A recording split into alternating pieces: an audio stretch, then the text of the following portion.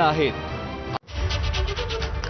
लईभारी पुरस्कारांमधून आपण एक छोटासा ब्रेक घेतोय महत्त्वाच्या बातमीसाठी। या घडीची सगळ्यात महत्त्वाची बातमी आहे, मी सीआयडी ऑफिस पुणे पाषाण रोड इथे सरेंडर होत आहे।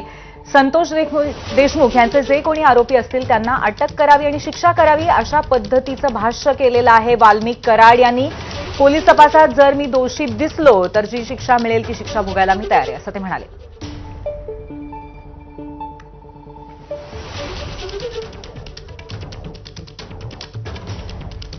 मी वाल्मिक कराड केज पोलीस स्टेशनला खोटी खंडणीची फिर्याद दाखल झालेली आहे।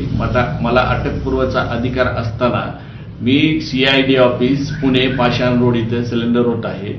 संतोष भैया देशमुखांचे जे कोणी मारेकरी असतील त्यांना अटक करावी व त्यांना फाशीची शिक्षा द्यावी। राजकीय दोषापोटी माझं नाव त्याच्याशी जोडलं जात आहे। पोलीस तपासात जे निष्कर्ष निघाले, मी जर दोषी दिसलो तर न्यायदेवतांनी मला जे शिक्षा देईल ती मी भोगायला तयार आहे। तर एबीपी माझाचा हा एक एक्सक्लुसिव्ह बाईट आपण पाहत होतो। मी सीआयडी ऑफिस पुणे पाषाण रोड इथे सरेंडर होत आहे असं म्हटलेलं आहे वाल्मिक कराड यांनी। तसंच वाल्मिक